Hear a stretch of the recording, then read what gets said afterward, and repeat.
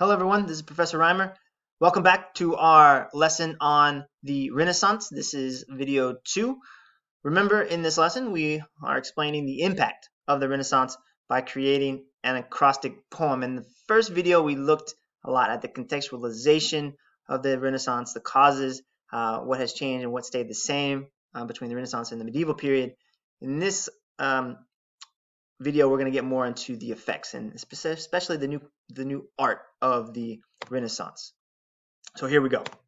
So remember, it's this revival of trade in Europe that helps bring it in to the Middle Ages and gives rise to the Renaissance. Primarily this trade between the Italian city-states and the Ottoman Empire. Okay, it's this wealth from the trade that is going to pay the artists who are going to be producing these majestic new works in the Renaissance, right? And it's this new class of individuals, these wealthy bankers and merchants, who are going to be doing this, right? And why did they do this? Well, they wanted to show off their new status. They wanted to show the friends and the people in their community that they're wealthy, that they're powerful by commissioning their art. They often had the artists paint themselves, as we'll see. So, as I said, new techniques and styles are going to be developed in what we call Renaissance art compared to medieval art. And we'll get into some of these comparisons in this video. All right, as I said in the last video, the most important Italian city-state was Florence. Here the Renaissance begins. Here's a map of Florence. So we see here that it was home to the Medici family, as I said in the last video, one of the most wealthy, most powerful. They, like many other wealthy middle-class merchants, wanted to commission art for themselves and to beautify Florence. So here we see two of the Medicis, two of the buildings that they commissioned. And here I wanted to show you this one right here. So Lorenzo, right, commissioned this painting. He puts himself there. I believe Cosimo is his father and Giuliano is his son, but don't quote me on that. As the three magi from the biblical story.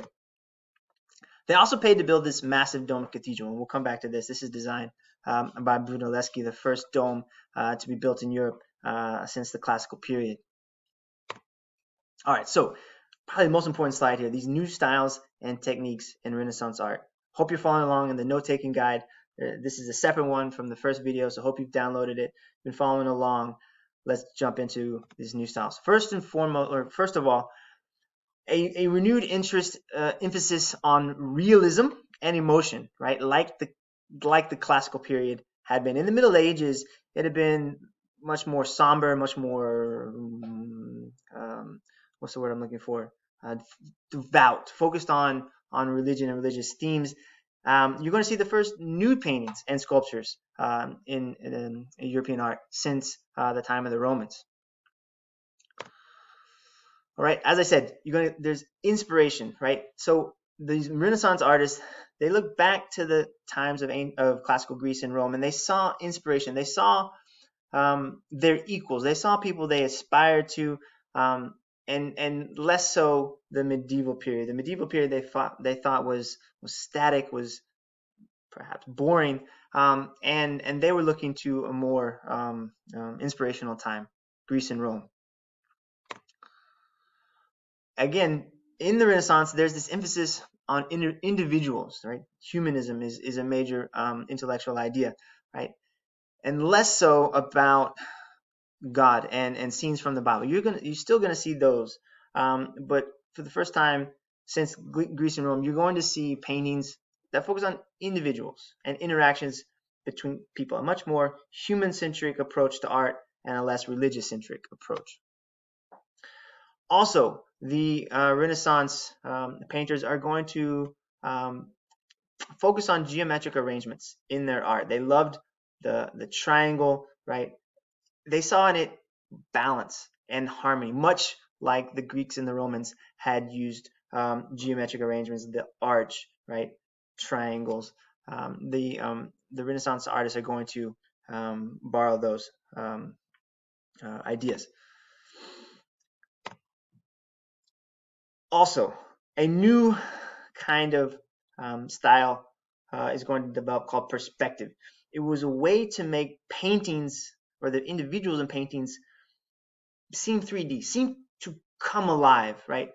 Medieval art is very, very flat, very, very two-dimensional, right? Thanks to perspective, where you take all the lines seen in the painting to this one point, right? So all from this one point, they all flow out.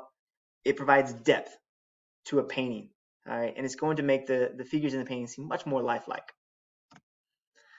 Also making the individual seem much more lifelike is the use of light and shadow, right? To make the individuals seem lifelike, and not static, and not from another world. All right, there are some key masters that I want to share that really helped develop these techniques. First, Donatello, perhaps the greatest sculptor of the Renaissance. It's he that paints this David, first freestanding human sculpture of the Renaissance, right?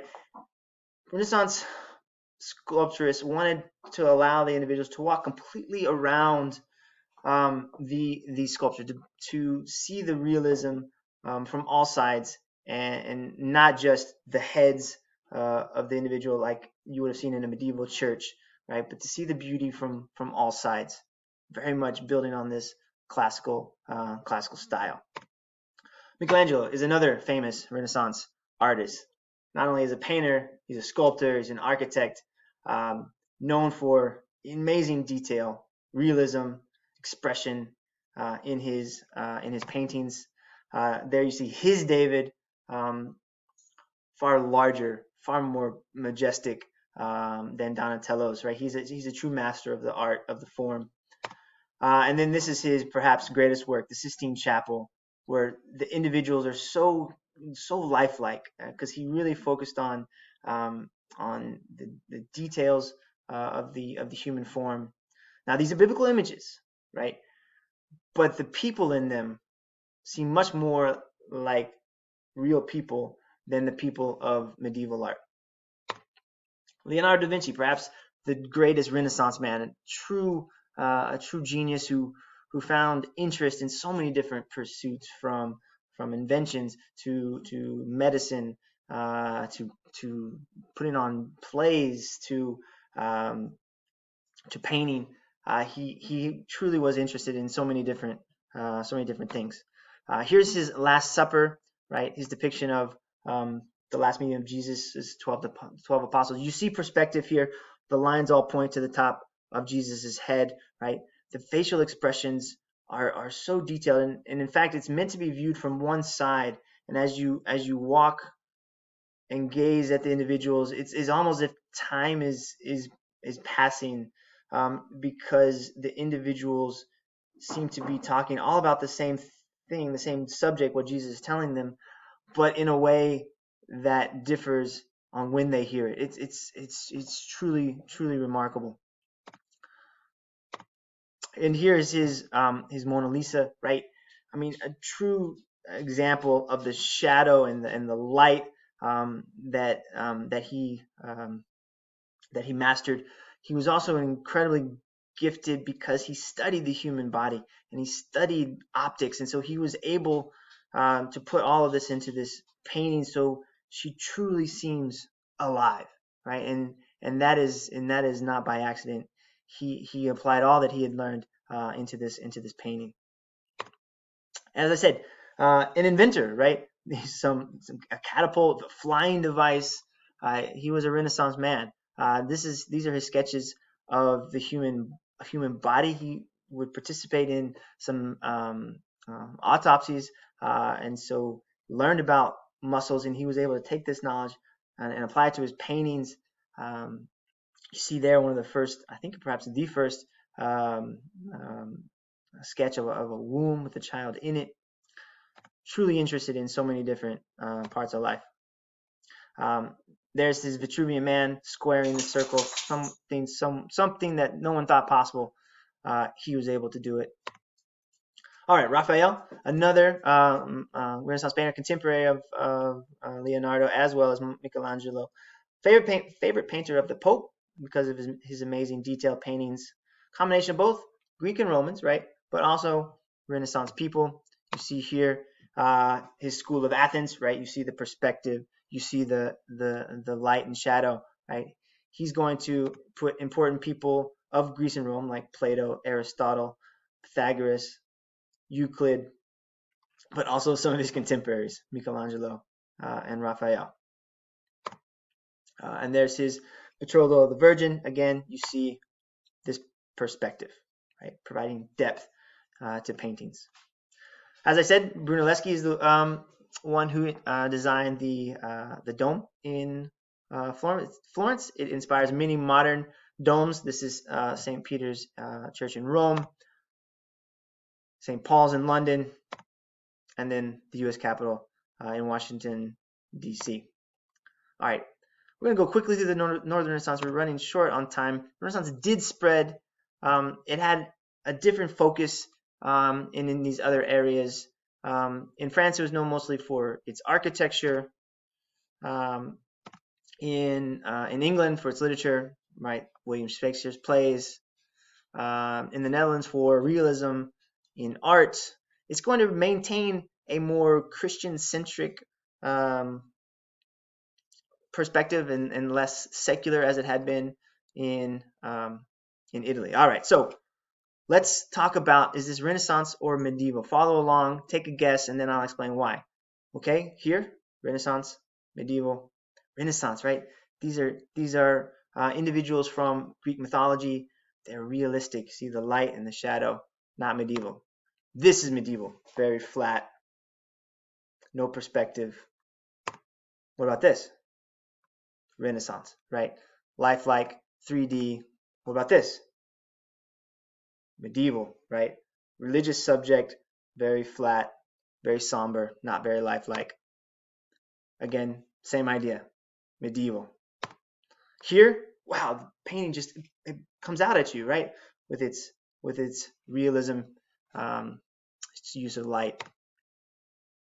Same thing here, right? You see the triangles, right? These geometric arrangements that the Renaissance artists loved, as opposed to this, much more flat and not 3D. We've already talked about this one. And all right, to the processing activity. It's a little bit different. You're going to create an acrostic poem using the term Renaissance. An acrostic poem is a poem in which you use the letters of the word to describe it. And what you need to describe of the Renaissance is the political, intellectual, artistic, economic, and religious impact of the Renaissance. So what you do is you take the word Renaissance, you write it vertically. And then for each of these letters, you need to create a phrase that describes the Renaissance. For example, the R, and use your notes, right? The R can stand for rebirth in trade, learning, and Greco-Roman ideas. I just defined what the Renaissance, what it was, right? I'm not going to give you all of them, so you're going to have to come up with an E. But get creative, right? And how you use the letters, but it needs to describe the Renaissance, the impact of the Renaissance. That is our objective. New idea of humanism. Notice there's not an H in Renaissance, but I made an N so I could talk about humanism, which was the key term. It's going to require some creativity on your part. The A, again, on your own. Look at what I did with the I, right? I wanted to talk about Brunelleschi's dome. There's no B in Renaissance. There's no D in Renaissance. There's no F in Renaissance. So I used a preposition in Florence. Brunelleschi designed a dome. So play with the words, rearrange them so that you can create phrases that describe the Renaissance. The rest you can do on your own. If you don't want to use my examples, you don't have to. But here's your task. Work hard on it. I'll see you next time.